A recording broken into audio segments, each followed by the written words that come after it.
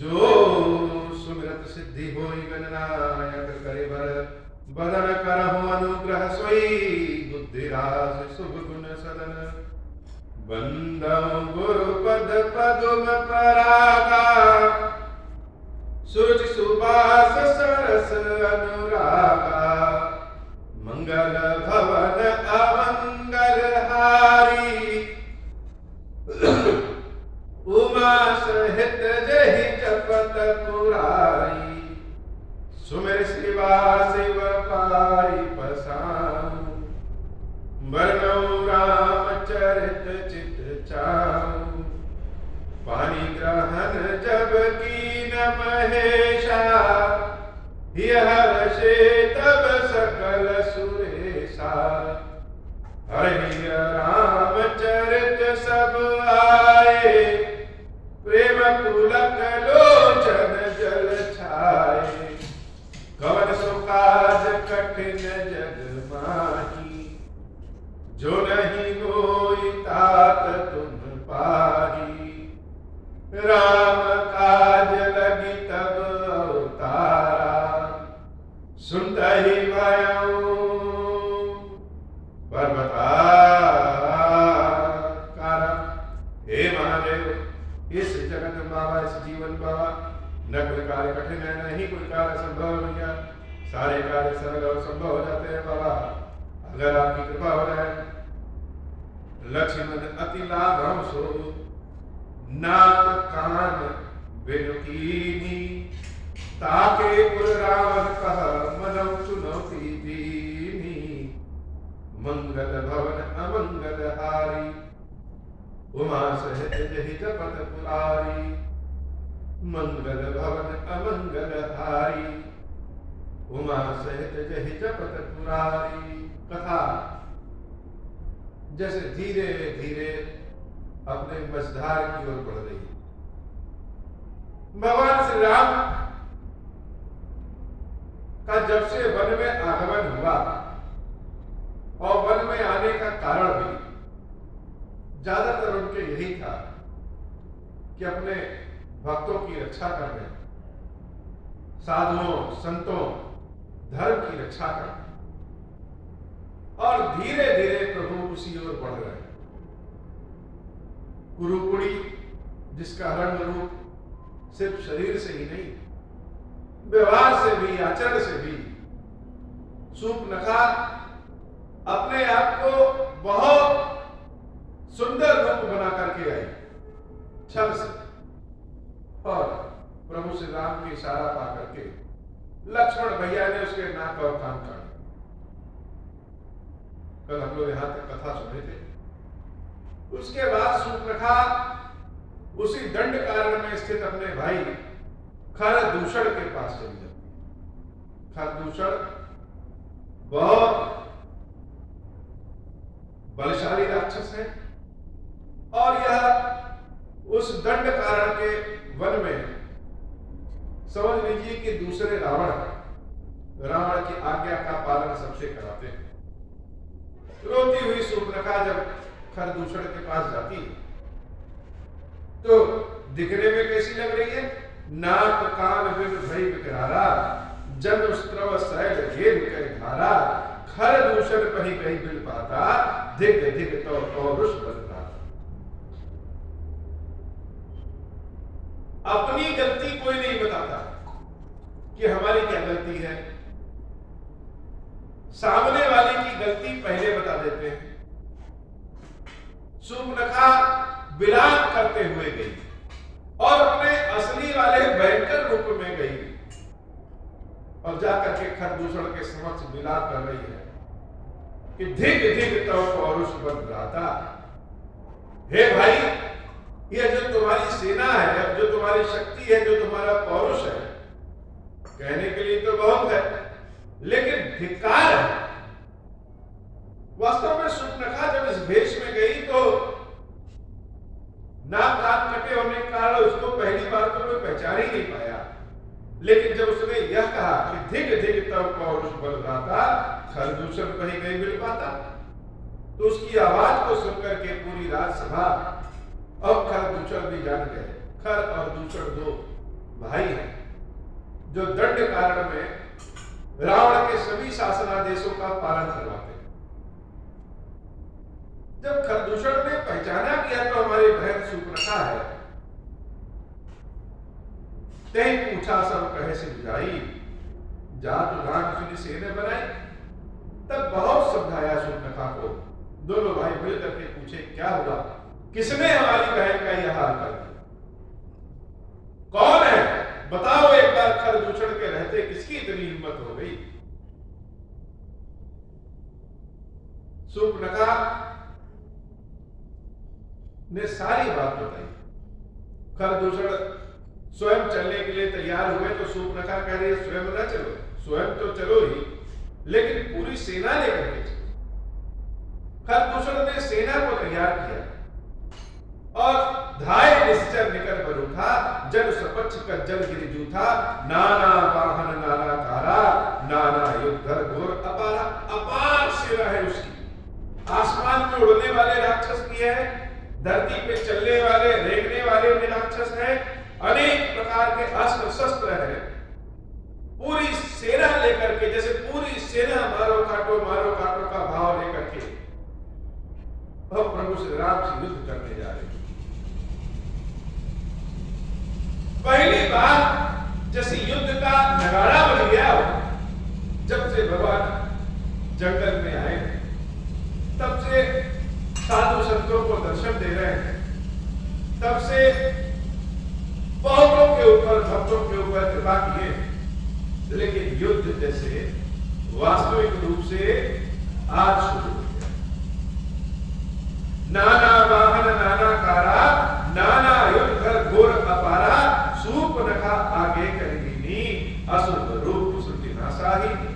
पूरी सेना पीछे और कटी हुई नाक और कान लेकर के शूर्पणखा समूची सेना के आगे, जैसे उस सेना की सेनापति स्वयं शूर्पणखा ही है, आगे बदला लेने के लिए घोर क्रोध में जा रही है। अशुभ रूप, रूप कैसा है उसका? बाबा कहते हैं देवी इसका रूप बड़ा अशुभ, ऐसा नहीं कि सिर्फ देखने में अशुभ, किसी किसी के लक्षण जैसे अशुभ होते हैं। यह विकराल रूप करके अशुभ का रूप धारण करके आगे बढ़ रही है, क्योंकि आने वाला समय है तो इसके लिए और इसके समूचे भाइयों और सेनाओं के लिए अशुभ होने वाला। तो अशुभ रूप धारण करके शूर्पणखा आगे बढ़ रही है। असगुण अमित मोहि भयकारी, गलहि नवृत्त विवत्सर धारी, गर्जहि तर्जहि गगन उड़ाही, देख कटक भट अति हर्षाही, कौन कहतियत धर्म दो भाई, धर्म मारहु तिह देव छाई। चारों ओर जैसे अशुभ का, अमंगल का सूचना मिल रहा है, अमंगल ही अमंगल दिख रहा है। लेकिन जब हम बहुत क्रोध में रहते हैं, बहुत भावावेश में रहते हैं, अहंकार में रहते हैं, तो लक्षणों को पहचान नहीं पाते। लक्षणों को पहचानने के लिए तो मन शांत होना चाहिए। लेकिन समूची सेना जैसे चिल्ला रही कि जिंदा ही दोनों भाइयों को पकड़ लेंगे, को कह जियत धर्म दो भाई, मारने की आवश्यकता नहीं है, जिंदा दोनों भाइयों को पकड़ लो, ताकि समूचा संसार जाने कि शूर्पणखा के साथ यह काम करने वाले का हश्र क्या हो। राक्षसी संस्कृति, राक्षसी वंश को परेशान करने वाले का हश्र क्या होगा। धर्म मानव के देह उछड़ाई। कुछ कह रहे हैं कि पहले पकड़ लो दोनों को, उसके बाद उसकी स्त्री को उससे छीन लिया जाए और तब उनका बल कर दिया जाए। धूरी पूरी नभ मंडल रहा, राम बुलाई अनुज संगा। दौड़ते हुए आ रहे हैं, तो जब बहुत तेज दौड़ेंगे और धरती धूल वाली है तो धूल उड़ करके तो आसमान में। भगवान श्री राम ने जब दिशा की ओर देखा तो देख रहे हैं कि एक दिशा से बहुत धूल उड़ रही। राम तो लक्षण पहचान गए, लक्ष्मण भैया को बुलाए और सीता जी को गुफा के कुटिया के भीतर ले जाने को कहा कि लखन तुम सीता की रक्षा करना। शायद राक्षस लोग युद्ध करने के लिए आ रहे रहे सजग सुनि प्रभु कहे बानी, चले सहित श्री सर धनुपानी। थोड़ा सावधान रहना। लक्ष्मण भैया भगवान का आदेश प्रभु श्री राम की बात को मान करके देवी सीता को कुटिया में लेके चले जाते हैं और बाहर स्वयं उनकी रक्षा के लिए जैसे पहरेदार बन करके खड़े हो जाते हैं। देख राम दल चली आवा, बेहस कठिन को दंड चढ़ा। भगवान ने देखा कि राक्षसों की सेना आ गई तो हंसते हुए धनुष पे अपने प्रत्यंचा चढ़ा। और इधर आसमान में सारे देवता लोग जैसे खड़े हो गए हैं राम का पौरुष देखने के लिए, कि जिस काम के लिए भगवान को इतनी व्यवस्था करके जंगल लाए, आज जैसे उसका पहला इंट्रोडक्शन। इतनी बड़ी सेना है और राम अकेले युद्ध कैसे करेंगे, जरा हम सब भी तो देखें। भगवान के रूप को देखने के लिए, भगवान की लीला को देखने के लिए, भगवान के युद्ध कौशल को देखने के लिए सारे देवता लोग जैसे आसमान में खड़े हो गए। और राम तो चाहे जिस रूप में रहे हो, सुंदरता की तो पराकाष्ठा है। मोहनी कर देने वाली उनकी काया, मोहित कर देने वाली उनकी काया, जैसे स्वयं चारों ओर माया फैला रही। भगवान का रूप अति सुंदर। को दंड कठिन चढ़ाई, सिर जट झूठ बाधत, सोह क्यों। धनुष पर प्रत्यंचा चढ़ाते हैं और अपनी जटाओं को बांध लेते हैं। बाबा कहते हैं देवी इस रूप में भगवान को देखने का ही आनंद अलग है। मरकत सयल पर लरत दामिनी, कोटि सो जुग भुजग ज्यों, कटिकसी निशंग विशाल भुज गई, चाप विसिख सुधार के, चितवत मनहु मृगराज, प्रभु गजराज घटा निहारी के। जैसे लगे कि मतवाले हाथियों का समूह आ रहा है और कोई सिंह, कोई शेर उनकी ओर देख रहा। भगवान श्री राम धनुष पे प्रत्यंचा चढ़ा करके युद्ध के लिए अकेले खड़े हैं और सामने खरदूषण और उनकी पूरी सेना है। आई गए बगबेर, धर्म धर्म धावत सुबट, जथा मिलो की अकेल बाल रवहि घेरत धनुष। जैसे आसमान में जब मेघ मंडराते हैं, काले काले बादल क्या करेंगे, सूरज को ढक लेंगे, लेकिन क्या ढक सकते हैं। वैसे ही सारी सेना मारो मारो, पकड़ो पकड़ो, काटो काटो करके दौड़ रही है। अब प्रभु श्री राम मुस्कुराते हुए वीर रस में सामने खड़े हैं।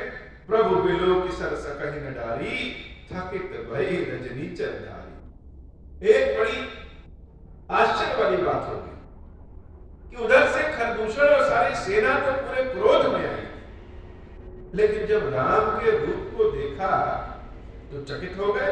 प्रभु बिलो की सर सकहि न डारी। राक्षसों की सेना जब राम के रूप को देखती है तो वही स्थिर हो जाती कि हमें युद्ध किससे करना है। जो युद्ध जिससे करना है वह तो देखने में ऐसा इतना सुंदर है कि मन ही मोह ले रहा है। थकित भई रजनी चरधारी, सचिव बोले खरदूषण, यह को नृप बालक नरभूषण। खरदूषण अपने मंत्री को बुलाते हैं तो कहते हैं क्या इसी ने हमारी बहन के नाक कान को काटा? क्या हम सब लोग इसी से युद्ध करने आए हैं?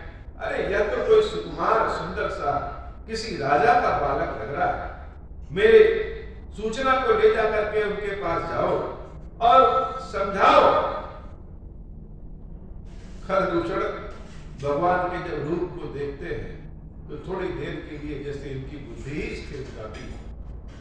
नाग असुर सुर नर मुनि जेते, देखे जिते हते हम केते, हम भरी जन्म सुनहु सब भाई, देख नहीं अति सुंदरताई। हम लोगों ने तो बहुत युद्ध किया है, नागों के, असुरों के, सुरों को अर्थात देवताओं के, मुनियों के, मनुष्यों के, हर सबको देखा है, सबसे युद्ध किया है, लेकिन ऐसी सुंदरता आज तक कहीं देखी नहीं। क्या हमें इसी से युद्ध करना है? जदपि भगन की रूपा, यद्यपि इसने मेरी बहन का नाक कान काटा और इसका का दंड तो मृत्यु दंड होता है, फिर भी यह वध के लायक नहीं। भगवान का रूप ही ऐसा होता है कि दुश्मन भी एक बार देखें तो रुक जाते हैं। भगवान इतने सुंदर है कि खरदूषण कह रहे हैं कि यद्यपि इसने बहुत बड़ा दंड देने वाला काम किया है, हमारी बहन को कष्ट दिया है, लेकिन फिर भी यह वध करने योग्य नहीं है। यह तो इतने सुंदर हैं, इनका भला क्या वध करना। देह तुरंत निज नारी दुराई, जियत भवन जाहु दो भाई।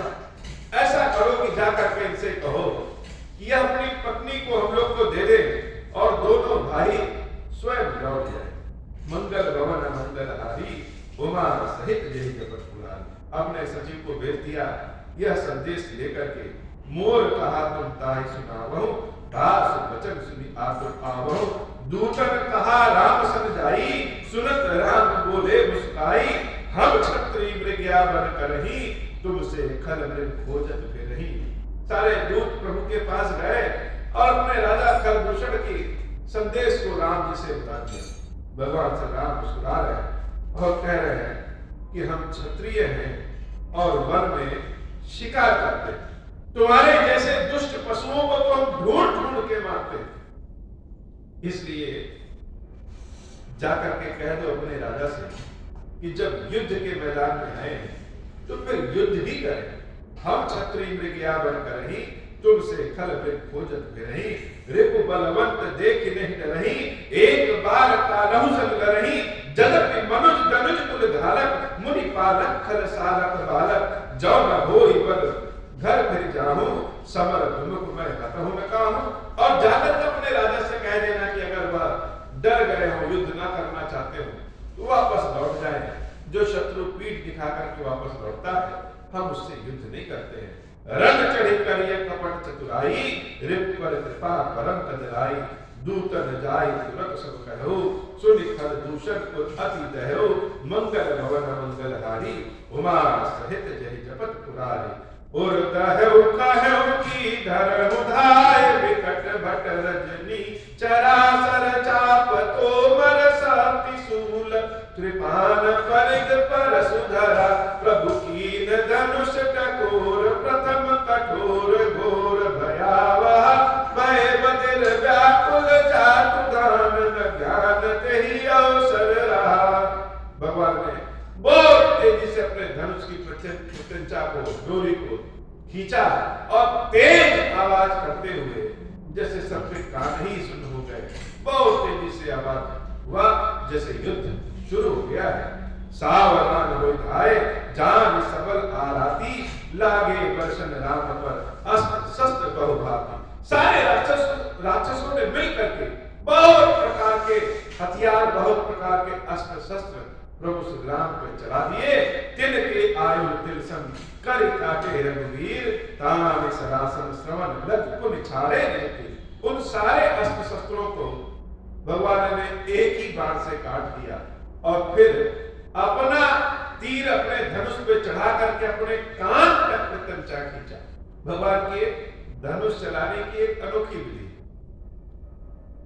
धनुष को बहुत लोग चलाते हैं, लेकिन राम जब मनुष्य रूप में धनुष चलाते हैं तो सारे धनुर्धारियों में सबसे श्रेष्ठ है, क्योंकि वह कम समय में बहुत तेजी से, बहुत तेज गति से, द्रुत गति से बाण चला सकते हैं और अपने धनुष की प्रत्यंचा को वह खींच करके अपने कान तक ले आते हैं। महाभारत में जब भगवान कृष्ण ने अर्जुन से पूछा कि श्रेष्ठ धनुर्धर राम के बारे में जानते हो, उनकी धनुष कला कैसी थी, स्वयं ही राम थे और स्वयं ही सिखाने के लिए अर्जुन को बता रहे थे कि राम कैसे धनुष चलाते हैं।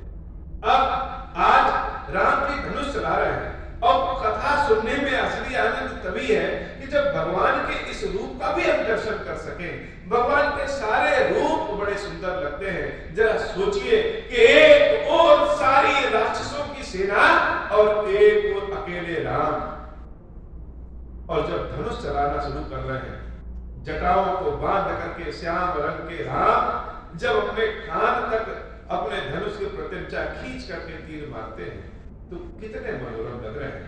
यद्यपि यह युद्ध है, लेकिन फिर भी राम को देखने में तो बार बार यह दिल, जैसे हृदय बार बार द्रवित हो जाता है, बार बार हार जाता है। तिनके आयुध तिलकम कर काटे रघुवीर, तान सरासन श्रवण लगी मुनि छाड़े निज तीर। मंगल भवन अमंगल हारी, उमा सहित जहि जपत पुरारी। तब चले बाण कराल, करत जग बहु ब्याल। कोप्यउ समर श्री राम, चले निसित निसित नीकाम। अवलोकि खरतर धीर, मुर चले निसिचर वीर। भय क्रुद्ध दीन भाई, जो भागी रन ते जाई। तेहि बदप हम निज पानी, फिरे मरण मन महु ठानी। आयुध अनेक प्रकार, सन्मुख ते करहि प्रहार। रिपु परम कोपे जानी, प्रभु धनुष सर संधानी। छाड़े विपुल नाराज, लगे कटन विकट पिशाच। और शीस भुज कर चरण, जहाँ तहाँ लगे मही परन। चिक्करत लागत बाण, दर परत कुदर समान। भट कटत तन सत खंड, पुनि उठत करि पाषंड। नभ उड़त बहुभुज मुंड, बिनु मौलि धावत रुंड। खग कंक काक श्रृगाल, कट कटहि कठिन कराल। कट कटहि जम्बुक भूत प्रेत पिशाच, खर पर संचही। बेताल वीर कपाल ताल, बजाई जोगिनी नंचही। रघुवीर बाण प्रचंड खंडहि, भटन ते उर भुज सिरा। जहाँ तहाँ परहि उठि लरहि धर धर। धरु करहि भयंकर गिरा। अंतावरी गहि उड़त गीध, पिशाच कर गहि धावहि। संग्रामपुर वासी मनहु बहु, बाल उड़ी उड़ावहि। मारे पछारे उर बिदारे, विपुल भट कहरत परे। अवलोकि निज दल विकल भटति सिरा। दिखर दूषण फिरे, सरस्वती तोमर परसु सूल। कृपान एकहि बारहि, करि कोप श्री रघुवीर पर। अगणित निशाचर डारहि, प्रभु निमिष महुर कुशर निवारी। पचारि डारे सायका, दस दस बिसिख उर माछ मारे। निशिचर नायका, मही परत उठि भट भिरत मरत। न करत माया अति घनी, सुर डरत 14 सहस प्रेत। विलोकि एक अवध धनी, सुर मुनि सभय प्रभु देखि माया। नाथ अति कौतुल करियो, देखहि परस्पर राम करि। संग्राम रिपुदल लरि मरयो, मंगल भवन अमंगल हारी। उमा सहित जहि जपत पुरारी, राम राम कहि तनु तजहि। पावहि पद निर्वाण, करि उपाय कुमारे छन। महु कृपा निधान, हर्षित बरसहि सुमन सुर। बाजहि गगन निशान, स्तुति करि करि सब चले। शोभित विविध विमान, मंगल भवन अमंगल हारी। उमा सहित जहि जपत पुरारी, मंगल भवन अमंगल हारी। उमा सहित जहि जपत पुरारी। बड़ा भयंकर युद्ध हुआ। देवता लोग यह परेशान है कि यहाँ राम अकेले, और राक्षस प्रेत कितने हैं? वह 14,000। सारे देवता लोग सोच रहे हैं प्रभु श्री राम अकेले कैसे लड़ेंगे, और अकेले लड़ेंगे तो कितने दिन तक युद्ध करेंगे। भगवान मुस्कुराए, और भगवान ने देवताओं को परेशान जाना एक कौतुक किया। उस समय की युद्ध कला भगवान श्री राम श्रेष्ठ क्यों थे? जब जिसको जैसा होना होता है, भगवान पहले ही उसको बना देते हैं। आज राम जो जंगल में है, इस जंगल में जब युद्ध लड़ते हैं तो गुरुदेव विश्वामित्र जी ने जो अस्त्र शस्त्र दिए थे, जो विद्या बुद्धि सिखाई थी, वो सब काम आता है।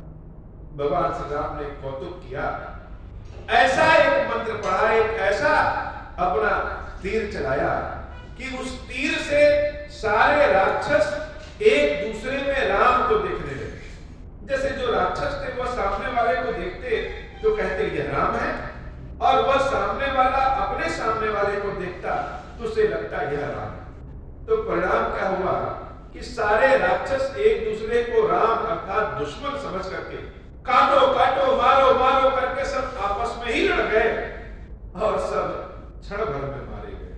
जितने राक्षस मारे गए वह सब राम राम कहते मरे।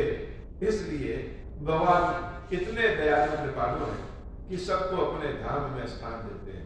त्रिशरा, खर और दूषण तीनों भाई मारे जाते हैं, और भगवान अकेले उस युद्ध भूमि में खड़े हैं। चारों ओर सारे राक्षस मरे पड़े हैं पृथ्वी पे, और प्रभु के उस तपस्वी वाले शरीर पे जैसे खून के छींटे लगे हुए। लेकिन यह रूप, यह रंग जो भगवान के श्याम रंग में जो खून के छींटे पड़े हुए हैं, और युद्ध करते करते जो उनके शरीर से पसीने निकले हैं, ऐसा रूप देख करके सारे देवता लोग हाथ जोड़ करके एक एक करके उनकी विनती करते हैं, और भगवान की विनती करके अस्तुति करी करी सब चले। शोभित विविध विमान, अपने अपने विमानों से सुशोभित होकर के सब अपने अपने धाम को चले गए। मंगल भवन अमंगल हारी, उमा सहित जहि जपत पुरारी। जब रघुनाथ समर रिपुजीते, सुर नर मुनि सबके भय बीते। तब लक्ष्मण सीता ही लई आए, प्रभु पद पर हर्ष उर लाए। सीता चितव श्याम मृदु गाता, परम प्रेम लोचन न अघाता। पंचवटी बसी श्री रघुनायक, करत चरित सुर मुनि सुखदायक। धुआं देखी खर दूषण केरा, जाई सूप नखा रावण प्रेरा। मंगल भवन अमंगल हारी, उमा सहित जहि जपत पुरारी। मंगल भवन अमंगल हारी, उमा सहित जहि जपत पुरारी। भगवान ने जब सारे राक्षसों का वध कर दिया, देवता लोग अपने अपने धाम को गए, तब जाकर के लक्ष्मण भैया माता सीता को कुटिया से बाहर निकाल करके लाते हैं। और जब इस राम के रूप को सीता मैया देखती है तो जरा जानकी मैया को अपनी आंखों में बिठा लीजिए और जानकी मैया की दृष्टि से राम को देखिए। राम जी कितने सुंदर लगते हैं। जैसे कथा शुरू होती है और उसमें पार्वती मैया झरोखे से भगवान शंकर को देखती है।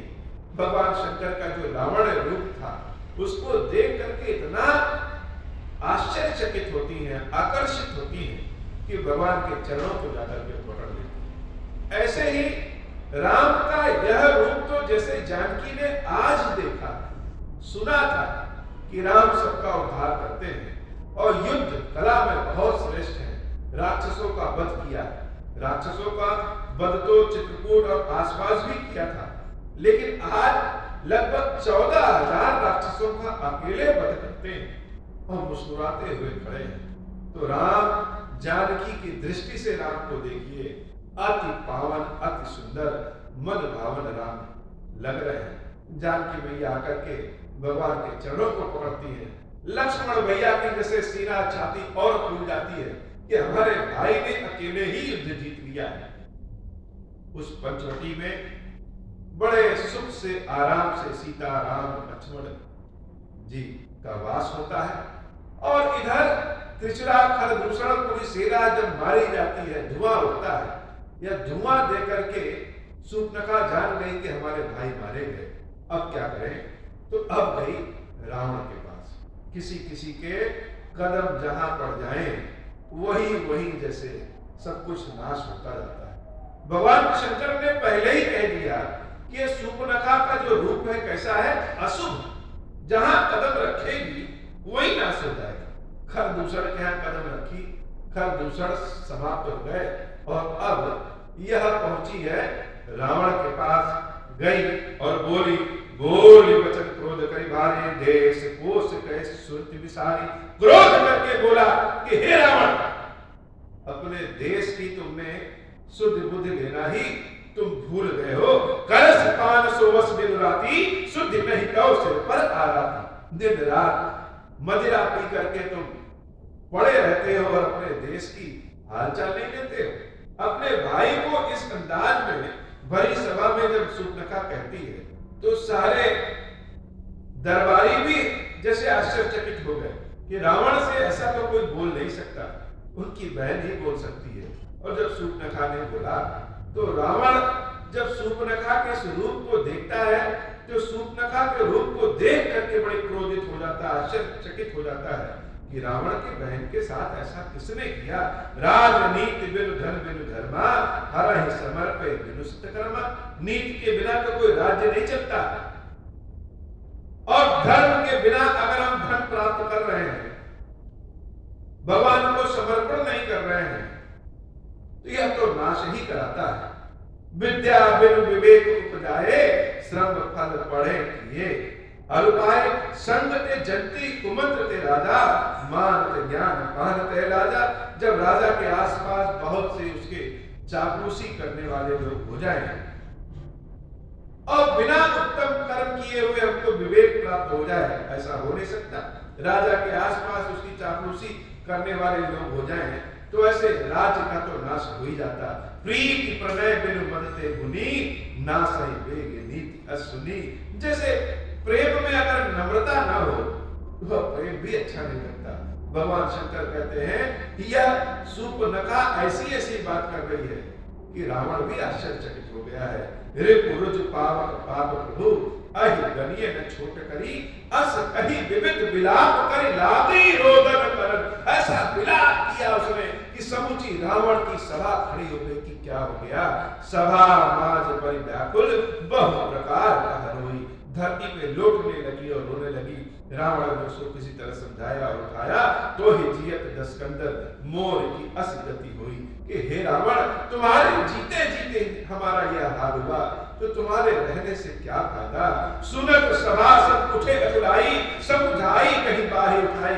सारे सभासद उठे और उसको बाह पकड़ करके सूर्पनखा को उठाया और एक स्थान पे बैठने के लिए कहा।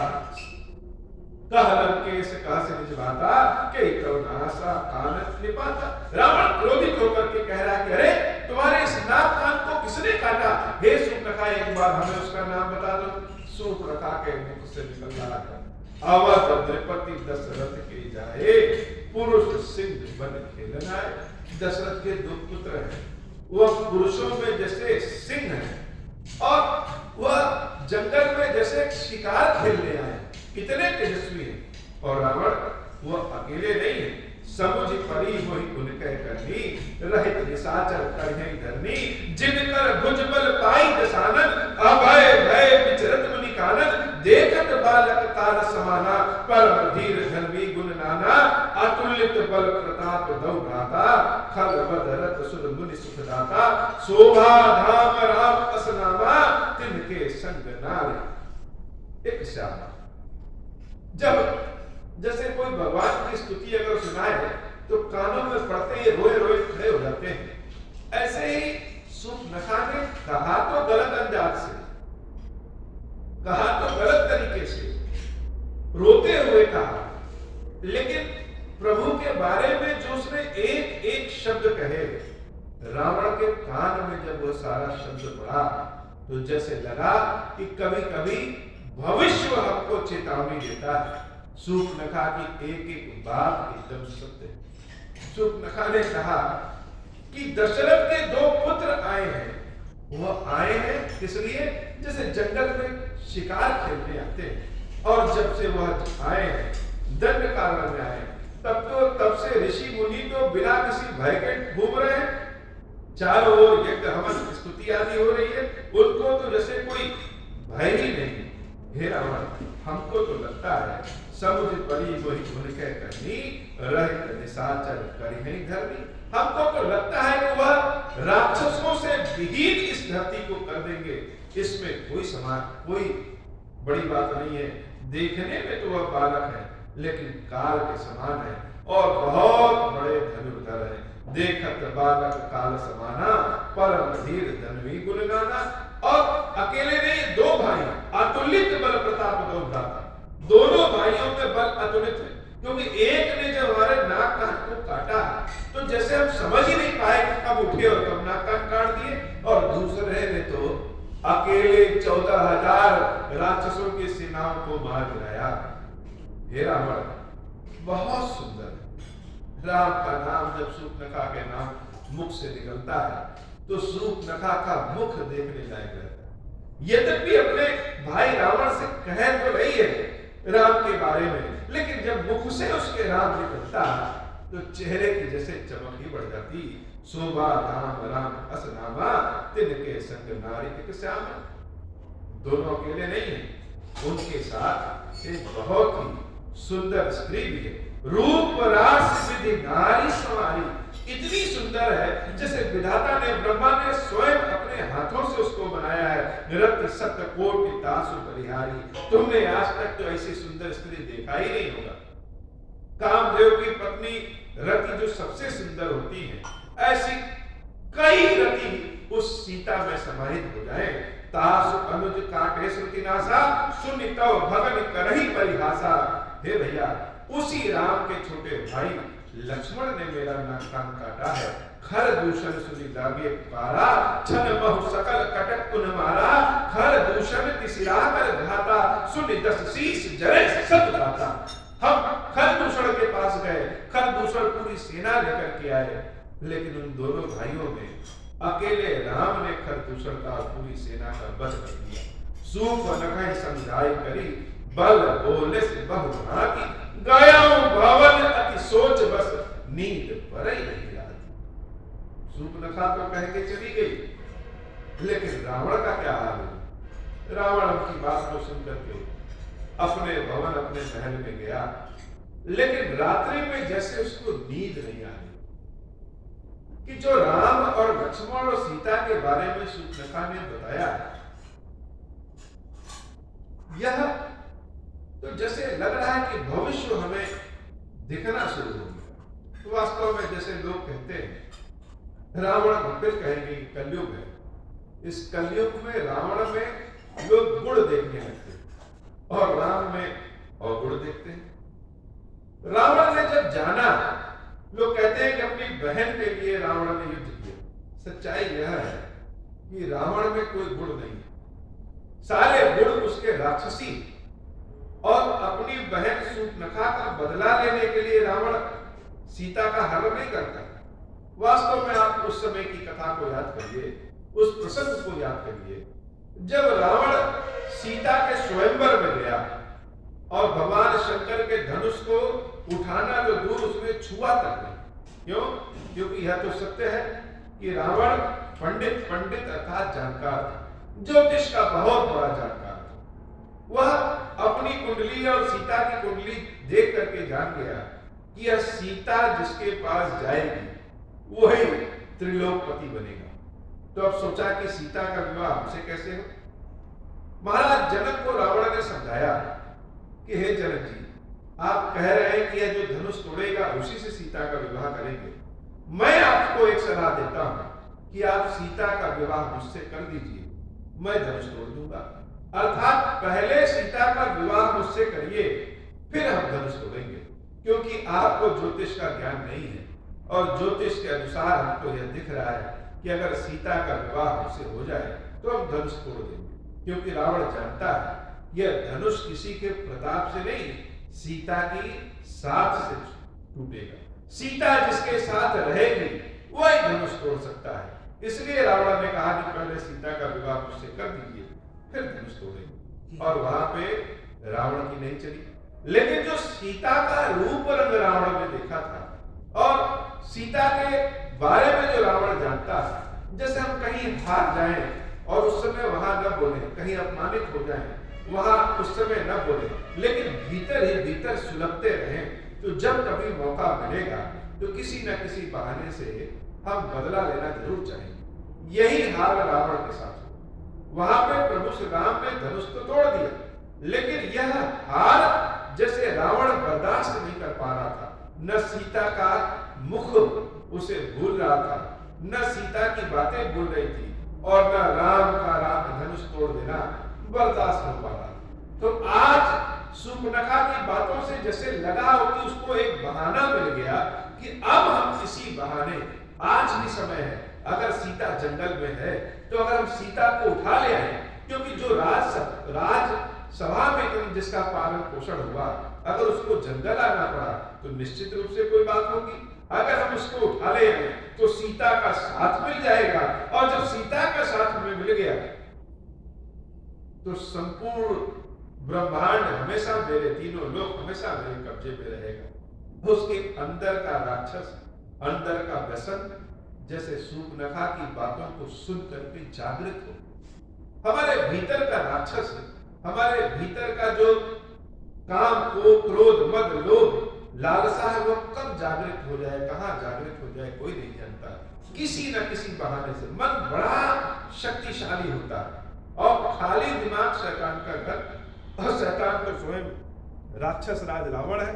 तो सूर्पनखा की बातों को जब उसने, रावण ने सुना, तो उसके भीतर का राक्षस जागृत हो गया। रात भर उसको नींद नहीं आई। आप सोचिए जरा कि सीता का हरण करने के लिए रावण अकेले जाता है, क्या पूरी सेना लेकर के नहीं जा सकता? रावण तो बड़ा पराक्रमी है, लेकिन अक्सर रावण को जब इस तरह के कोई गलत विचार वाले काम करने होते हैं, वह चोरी छुपे जाता है। रावण अकेले जाता है। रावण को नींद नहीं आ रही है, सभा माज परिव्याकुल बहु प्रकार कह हुई, तो ही जीयत दस कंदर मोर की असगति हुई। बार बार सूर्पनखा के इस बात को जब याद करता तो उसे लगा कि बहाना तो सूर्पनखा का मिल गया, लेकिन हमारे भीतर की जो लालसा है, उस लालसा को आज हम पूरा कर लेंगे। मंगल भवन मंगलहारी, उमा सहित जहि जपत पुरारी। सूर्पनखा समझाए करी बल बोलस बहुभांति, गयो भवन अति सोच बस नींद परै नहीं रात। मंगल भवन मंगलहारी, उमा सहित जहि जपत पुरारी। दूसरी ओर यह विचार कर रहा है कि खर दूषण को मारने वाला कोई साधारण मनुष्य तो नहीं हो। साधारण मनुष्य तो खर दूषण का वध ही नहीं कर सकता। इसका मतलब खर दूषण का जिसने वध किया वह सामान्य व्यक्ति नहीं, स्वयं ईश्वर ही।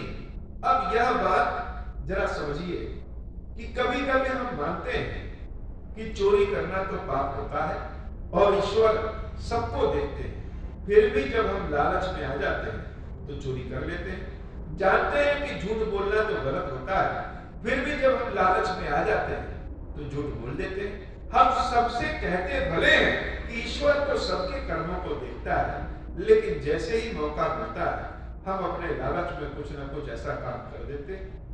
तो रावण भी जान गया है कि राम तो साधारण मनुष्य नहीं, राम तो ईश्वर है, लेकिन फिर भी वह लालच में कि यह जो हमारा शरीर है, तामसी शरीर, इससे अब भजन तो होगा नहीं। अगर राम साधारण मनुष्य है तो हम उनसे युद्ध करके जीत जाएंगे और सीता को लेकर के चले आएंगे, और अगर राम ईश्वर है तो उनसे युद्ध करते हुए हमें मुक्ति मिल जाएगी।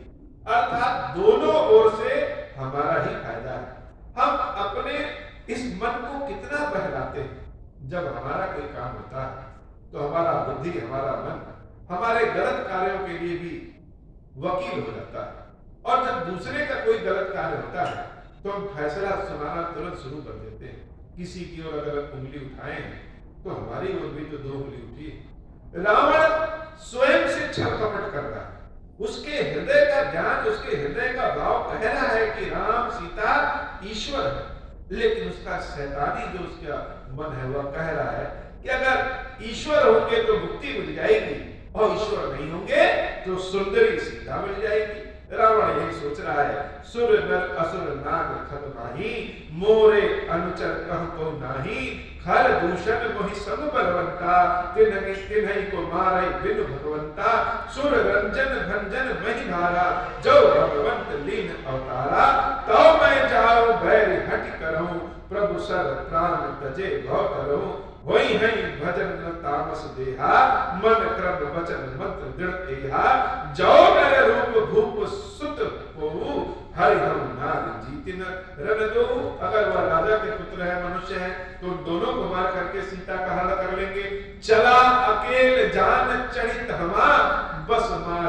सिंधु तट जहवा, इहा राम जसी जुगति बनाई, सुनह उमा सुख कहत सुहाई। भगवान शंकर कहते हैं देवी, यह सब सोच करके अपने विमान पे चढ़ करके रावण अकेले उस दंड कारण्य की ओर चला जहां मारीच रहता है।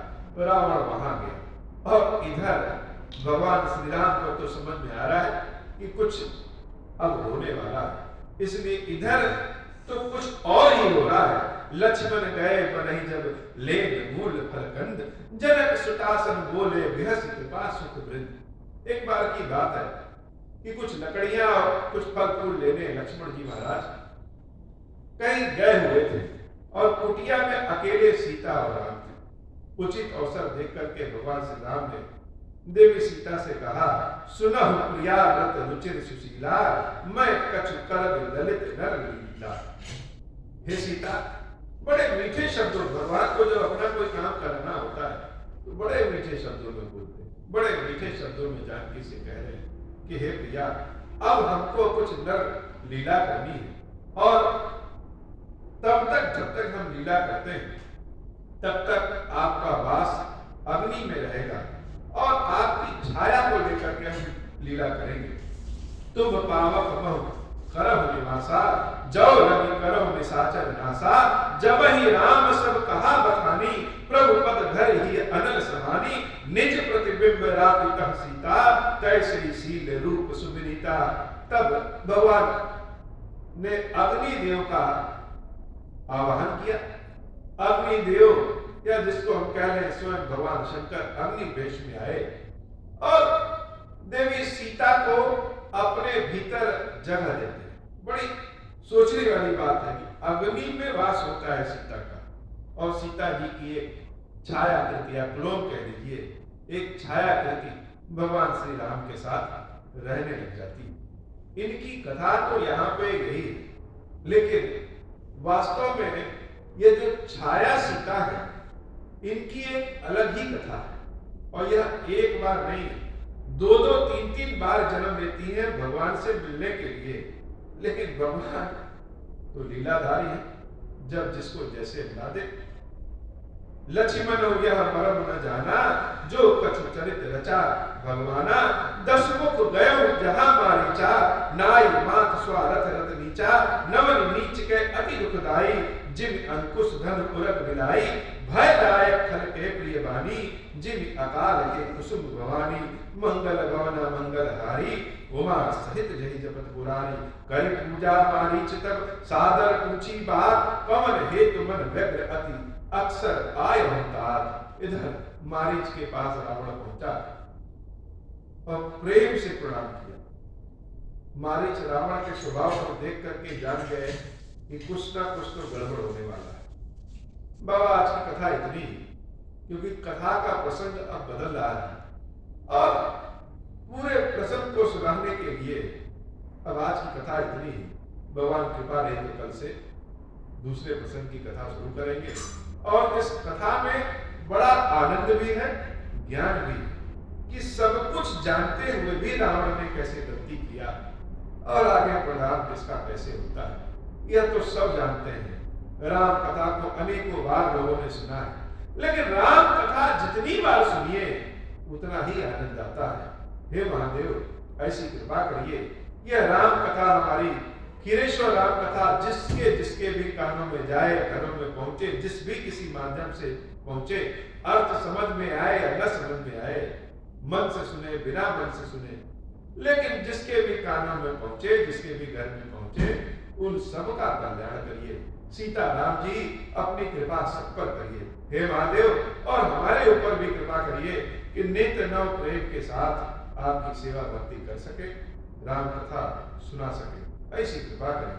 अब हो प्रसन्न प्रभु मोह पर, नाथ दीन करने निज पद भगति देहु प्रभु, पुनि दूसर बर देहु।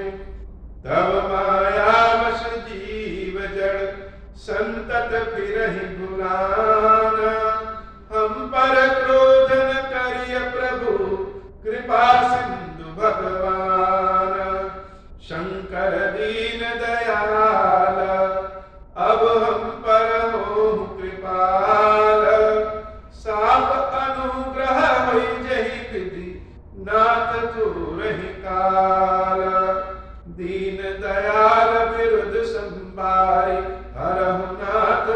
संकट भारी, जहि विधि होई नाथ हित मोरा, करहु सुबेगी जानि दास मैं तोरा। राम राज बैठे त्रैलोका, हर्षित भय गए सब शोका। जे सकाम नर सुनहि जे गावहि, सुख संपत्ति नाना विधि पावहि। जो इच्छा करियहु मन माहि, हरि प्रसाद कछु दुर्लभ नाही। मंगल भवन अमंगल हारी, उमा सहित जहि जपत पुरारी। बोली श्री खीरेश्वर महादेव जी, खीरेश्वरी मैया की सदाई जय हो। खीरेश्वर, हे भगवान शंकर, आप ऋण, पातक, दुर्भाग्य और दरिद्रता की निवृत्ति के लिए तथा संपूर्ण पापों का नाश करने के लिए मुझ पर प्रसन्न होइए। मैं दुख और शोक की आग में जल रहा हूँ, संसार भय से पीड़ित हूँ, अनेक प्रकार के रोग से व्याकुल और दीन हूँ। खीरेश्वर, मेरी रक्षा कीजिए। देव देवेश्वर, सबको निर्भय कर देने वाले महादेव जी, मेरी इसकी हुई पूजा को पार्वती जी के साथ ग्रहण कीजिए, मेरा मंगल करिए। महादेव शिवशंभु, महादेव शिवशंभु, महादेव शिवशंभु। ओम श्री राम